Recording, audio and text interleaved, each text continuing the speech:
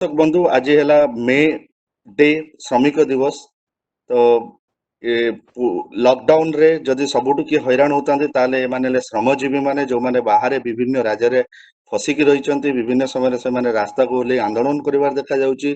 जम्मू काश्मीर तमिलनाडु पर्यंत सबु राज्य रे आमर ओडिया भाई माने फसिकी रही लॉकडाउन पई। तेबे आज आम सहित अछंती दीपक पांड्या। दीपक पांड्या हेले director sustainable development in Indian institute of rural development Baroda Gujarat रु। तो आसंता सहित कथा हवा एवं जानिबा गुजरात रे कौन रही परिस्थिति। किछि दिन पूर्व आम मुख्यमंत्री गुजरात मुख्यमंत्री सहित कथा होइतिले एवं से कथबार्ता किभली सुविधा रे श्रमिक माने आमर जो ओडिया भाई माने फसिकी अछंती किभली सुविधा भाबे ओडिसा को फेरिबे से नै कि कथबार्ता करथिले। तो सेटा केते फलप्रद होईची बा सेटा केते काम करूची आसंतु सुनिबा आसंतु सुनिबा दीपक पांड्या। सर, मैं हार्दिक स्वागत करता हूं आपका एनएनएस ओडिया में। नमस्कार दीपक, नमस्कार जी। तो आज मई डे है। आज मई डे जो श्रम दिवस के नाम पे जाना जाता है। और अभी देखा जाए जो लॉकडाउन चल रहा है इसमें अगर कोई बुरी तरह से फंसा हुआ है तो वो है हमारे श्रमिक। हम जो लेबर जो है वो हर स्टेट में फंसा हुआ है, दूसरे दूसरे राज्य का भी। अगर उड़ीसा का भी अगर हम बात करें तो फिलहाल जम्मू कश्मीर से लेकर तमिलनाडु तक जितने भी राज्य हैं वहां पे सारे लेबर लोग फंसे हुए हैं। हाल ही में हमारे प्रदेश के जो मुख्यमंत्री हैं, तो आपके मुख्यमंत्री जी से बात हुआ था इस बारे में। और वहां पे इन्होंने दोनों मुख्यमंत्रियों ने ये बात किया था कि कैसे उड़ीसा का जो लेबर फंसे हुए हैं वो उड़ीसा वापस आएंगे। तो क्या आप बता सकते हैं अभी वहां का हालत कैसा है? पहले तो मैं नेशनल न्यूज़ सर्विसेज उड़िया का धन्यवाद कहना चाहूँगा कि आपने ये जो मुहिम उठाई है वो प्रशंसनीय और सराहनीय है। आज श्रमिक दिन के तहत मैं आप सभी लोगों को मतलब सभी ने श्रमिक लोगों के लिए चिंता करनी चाहिए ऐसा संदेश देना चाहता हूँ। उसके तहत गुजरात के अंदर सूरत नाम के शहर के अंदर तकरीबन 20 से 25 हज़ार ओडिशा के श्रमिक परिवार से लोग यहाँ पर एक श्रमिक बोल के काम करते हैं। क्लास 3 और क्लास 4 कैटेगरी में इनका अपना काम है। ये लोग यहाँ पर ये all of a sudden pandemic होने की वजह से इनका मूवमेंट होने में थोड़ी सी दिक्कत हो गई। गुजरात गवर्नमेंट ने अपनी तरफ से बहुत ही बढ़िया कदम उठाए हुए, गुजरात आप जानते हो पूरे विश्व पटल में लोगों की मदद करने में और उदार स्वभाव के लिए हमेशा परिचित। गुजरात गवर्नमेंट ने ऐसा निर्णय लिया है कि जो करीब के स्टेट है उन सभी स्टेट के लोगों को गुजरात गवर्नमेंट बाय बस विथ ऑल परमिशंस और सभी चीजों को ख्याल में और ध्यान में रखते हुए उन सभी लोगों को शिफ्ट करना शुरू कर दिया हुआ है। कुछ बसेस महाराष्ट्र के लिए निकली है, कुछ बसेस राजस्थान के लिए निकली है, कुछ बसेस मध्य प्रदेश के लिए निकली। ओडिशा, बंगाल थोड़ा सा दूर होने की वजह से बसेस से एकदम इतना लंबा सफर करना दिक्कत हो रहा है। उसके लिए ट्रेन की व्यवस्था के लिए सारी जो उसका जो मतलब उसकी जो इंतजाम करना है, उसके लिए जो व्यवस्था करनी है, उस व्यवस्था के बारे में सरकार आपस में बातचीत कर रही है। मंत्रालय, रेलवे मंत्रालय से भी चर्चा विचारणा हो रही है और जल्द ही उनके लिए कुछ ऐसी व्यवस्था होगी, ये मैं कहना चाहता हूँ। अच्छा, ठीक है। देखिए, जैसे कि आपको पता होगा कि ये जो लेबर लोग होते हैं ये आर्थिक रूप से बहुत उनके पास तंगी होता है, बहुत कम पैसे होते हैं। तो ऐसे में वहाँ पे काम भी नहीं है और उनको ना कोई तनख्वाह मिलेगी। तो क्या लोकल लोग आपके यहाँ पे स्टेट के राज्य के जो मतलब स्थानीय लोग हैं, क्या वो मदद कर रहे हैं या फिर वो कैसे गुजारा कर रहे हैं वहाँ पर गुजरात में?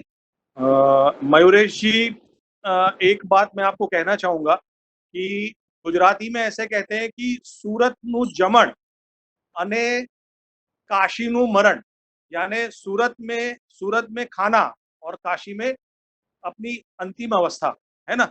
ये दोनों बहुत फेमस है। सूरत में कोई भी आदमी भूखा कभी सोता नहीं। ये जो श्रमिक यहाँ पर फंसे हुए हैं, तकरीबन यहाँ का कुछ पांडेसरा एरिया है, सचिन एरिया है, जहाँ पर ये लोग श्रमिक तहत काम करते हैं। इन लोगों के लिए जो मतलब स्थानिक लोग हैं सूरत के लोग, उन्होंने खुद मतलब एक सौगंध लिया है कि ये सभी जितने भी श्रमिक लोग हैं, इनके खाने-पीने की व्यवस्था, इनको जो रोज़िंदा मतलब जो बहुत ही ज़रूरी है, वो सारी चीज़ें उनको पहुँचाना, उन तक पहुँचे और उनकी उन पे कमी नहीं आए। सरकार ने उनको राशन देने की भी व्यवस्था करी है, उनके घर में राशन भी पहुँचा हुआ है। और उनकी छोटी-छोटी चीज़ों का ध्यान रखा जा रहा है। रही बात उनको तनख्वाह, तो वहाँ पर इस मुहिम के तहत उनको कुछ-कुछ पैसा उनको मिला हुआ है और वो बातचीत स्थानिक लेवल पर उनके जो मतलब जो मालिक हैं उनके, उन मालिक के साथ भी चर्चा-विचारणा होकर उसका भी निराकरण कुछ ही दिनों में लाया जाए। जी। अच्छा, जैसे कि आपसे बातों-बातों में पता चला कि मेरे को लगता है कि 2 से ढाई लाख करीब लोग उड़ीसा के वहाँ पे काम करते होंगे कम से कम सूरत में। तो जी। अभी सबको बस में हो या ट्रेन में हो लाना नामुमकिन के बराबर है। हुँ, तो ऐसे में 15 दिन और लॉकडाउन बढ़ गया है। हुँ, 17 मई तक लॉकडाउन एक्सटेंड हो गया है। तो हुँ। कोई मुश्किल के हालात पैदा हो सकते हैं? आपको क्या लगता है कि मतलब अगर ऐसे कुछ हालत हुआ, तो उधर क्या सरकार की तरफ से या क्या कदम उठाए उठाए जाना चाहिए? या देखिए हमारे राज्य दोनों दोनों राज्य की सरकारें आपस में बात कर रही हैं। सरकारी व्यवस्था के तौर पे रेल मंत्रालय से भी बातचीत हो रही है। जैसे ही उनकी कोई व्यवस्था होती है, तो उस व्यवस्था में हम लोगों ने यहाँ पर प्रक्रिया में ऐसा किया हुआ है कि तकरीबन 25 एक हज़ार श्रमिक जो हमारे बिल्कुल तुरंत संपर्क में हैं, उन लोगों का पूरा हमने एक लिस्ट बनाया हुआ है। उनका नाम, उनका टेलीफ़ोन नंबर, वो उनका ईमेल आईडी, उनका सूरत का लोकल एड्रेस, उनका उड़ीसा में वो जहाँ रहते हैं वहाँ का लोकल एड्रेस, उनका ईमेल आईडी और सारा डेटा हमने कलेक्ट करके अभी वो 2 दिन के अंदर सारा डेटा कलेक्ट हो रहा है और वो कलेक्ट करके हम पूरा तैयार रखे हुए हैं। सरकार के साथ विचार-विमर्श करके, उनके साथ कोऑर्डिनेशन करके, उनकी इन सारी विगतों उनका आधार कार्ड नंबर भी हम लोग ले रहे हैं और लेकर के जैसी व्यवस्था बनती है, जैसे सरकार की तरफ से हम लोगों को कोई भी निर्णय पता चलता है, उस निर्णय को हम लोग बूस्टिंग अप करके जितना हो सके उतना जल्दी क्षेम कुशल सुरक्षितः हम इतने ये जिस जो भी हमारे श्रमिक बंधु नहीं कहूँगा, हमारे भारतीय बंधु हैं, इन सभी को मैं हम लोग पूरी कोशिश करेंगे, सरकार कोशिश करेगा और सभी के साथ सहकार से उनको उड़ीसा में अपने घर में हम भगवान से प्रार्थना करते हैं। उड़ीसा तो भगवान जगन्नाथ की अपना अपना धाम है, हम उनसे भी प्रार्थना करते हैं और आपको भी कहते हैं कि उनसे प्रार्थना करें कि वो क्षेम कुशल अपने घर में ये सारे प्रयासों से हमें सफलता मिले और वो पहुँच जाए। जी। जी, तो अभी जैसे आपने आईआईआरडी में करीब बहुत सालों का आपको तजुर्बा है, तो हुँ। उस हिसाब से आप हमारे माध्यम से या आप जनता को या सरकार को कोई सुझाव देना चाहते हैं कि क्या होने से ये बेहतर तरीके से जो श्रमिक लोग फँसे हुए हैं, ये अपने घरों को वापस आ सकते हैं और इनका अच्छे से ट्रीटमेंट हो सकता है, उनका क्वारंटाइन में रह सकते हैं या क्या व्यवस्था होनी चाहिए? मयूरेश जी बहुत बढ़िया आपने पूछा। देखिए, हमारे लिए तो ये परप्रांतीय है, हमारे भारतीय भाई है, लेकिन परप्रांतीय है। अगर हम उनके लिए इतनी चिंता करते हैं, तो हम चाहते हैं कि उड़ीसा के भी जो प्रबुद्ध और आस्थावान लोग हैं, वो भी इन लोगों के लिए चिंता करें। अपनी शक्ति से, अपनी जान-पहचान से, अपने प्रयासों से वो भी कोशिश करें, सारी व्यवस्था पर थोड़ा-सा दबाव लाने की प्रयास करें कि इन लोगों को कैसे यहाँ लाया जाए। सबों की चिंता मिलकर के एक बहुत बड़ी सिद्धि होगी और वो सिद्धि सफल होगी, इसमें कोई शक नहीं है। हमने तब तक हमारे ये सारे भाइयों को कहा है, उड़िया भाइयों को हमने कहा है कि देखिए सुंदरता हो या ना हो, लेकिन आपके अंदर सादगी ज़रूर होनी चाहिए। खुशबू आपके पास हो या ना हो पर महक ज़रूर होनी चाहिए। हमने उनसे उनसे कहा है कि मुलाकात आपकी लोगों से हो या ना हो लेकिन बात आपकी हमेशा लोगों से होनी चाहिए। और हमने कहा कि यूँ तो उलझे हैं सभी अपनी उलझनों में, पर सुलझाने की कोशिश हमेशा सबों की माध्यम से होनी चाहिए। ये मैसेज जी, हम देना चाहें। जी।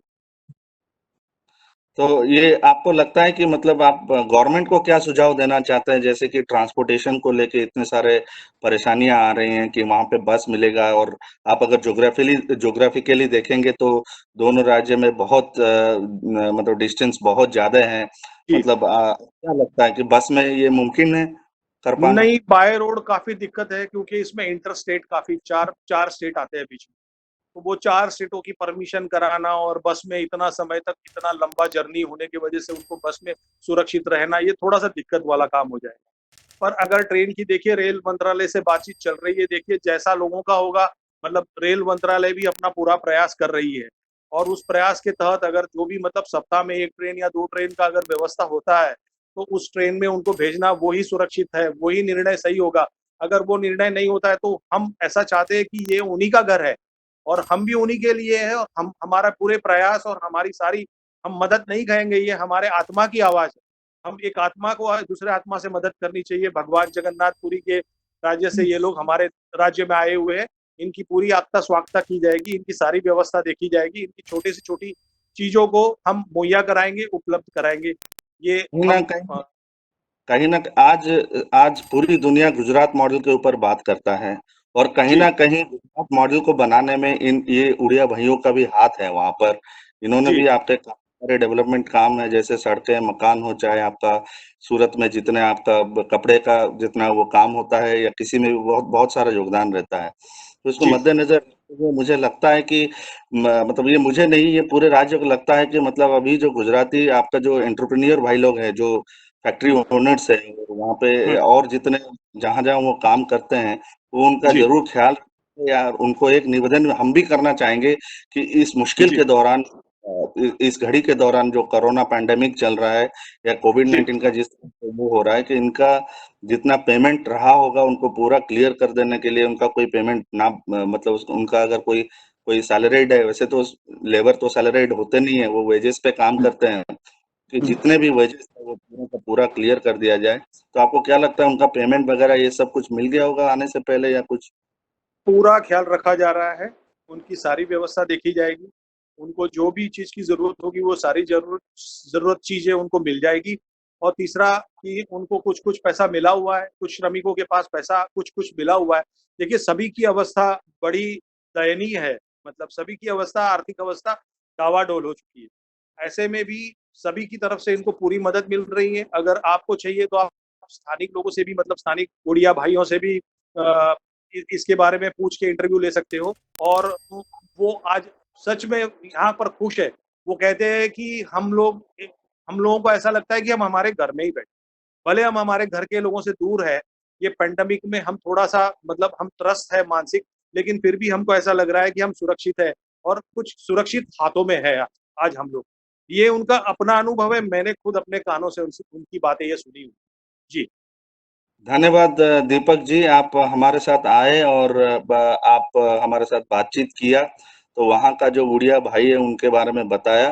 तो हुँ। आपका मैं तहे दिल से आपको थैंक यू बोलता हूँ, धन्यवाद बोलता हूँ, और कैसे अगर कुछ हमारे पास और कुछ सवाल आएंगे तो आप हम आपके साथ फिर से जुड़ेंगे आगे। धन्यवाद जी।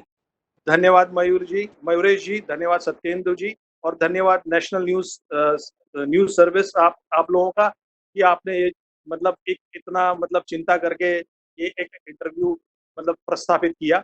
और एक बात अंत में ये कहना चाहूँगा कि गुजरात राज्य आज भी कटिबद्ध है और कल भी कटिबद्ध रहेगा कि यहाँ पर सिर्फ उड़िया भाई नहीं, जितने भी परप्रांतीय भाई है वो सभी भाइयों का पूरा योग्य ख्याल करा करा जाएगा। किसी को दिक्कत होना मतलब यहाँ के स्थानिक गुजरात को दिक्कत होगी। ये वचन के साथ मैं आपके साथ आपका धन्यवाद कहूँगा। नमस्ते। जय हाँ जी, जगन्नाथ भगवान की। जय Jagannath ji. Thank you. Thank you. नमस्कार, ये ଥିଲେ ଦୀପକ ପାଣ୍ଡ୍ୟା ଆମ ସହିତ ଆଜି କହିଲେ ଆମକୁ ଯେ ସେଠି ଯୋଉ ଓଡିଆ ଭାଇମାନେ ଅଛନ୍ତି ଗୁଜରାଟ ସରକାର ତାଙ୍କ ବିଷୟରେ ବହୁତ କିଛି ଧ୍ୟାନ ରଖିଛନ୍ତି। ସେମାନେ ବି ଚାହୁଁଛନ୍ତି ଯେ ସେ ଜଲ୍ଦିରୁ ଜଲ୍ଦି କେମିତି ସେମାନେ ଗୁଜରାଟରୁ ଓଡିଶା ଫେରିବେ, ସେଠି ସେମାନେ କେମିତି ସୋସିଆଲ ଡିଷ୍ଟାନ୍ସ ମେଣ୍ଟେନ କରି ରହୁଛନ୍ତି, ସେଠି ତାଙ୍କ ରାଜ୍ୟରୁ ବି ତାଙ୍କୁ ଭତ୍ତା ମିଳିଛି ବା ତାଙ୍କୁ କିଛି ପଇସା ଦେଇଛି, ତାଙ୍କର ଯୋଉମାନେ ଏମ୍ପ୍ଲୟର ଅଛନ୍ତି ସେମାନେ ବି ତାଙ୍କୁ କିଛି କିଛି ପଇସା ଦେଇଛନ୍ତି, ଏବଂ ଲୋକାଲ ସ୍ଥାନୀୟ ଲୋକମାନେ ବି ବହୁତ କିଛି ସାହାଯ୍ୟ କରିଛନ୍ତି। ତ ଧନ୍ୟବାଦ, ଆମେ ଏଇଠି ଆଜିର ଡିସ୍କସନ ଏଇଠି ରଖୁଛୁ। ନମସ୍କାର।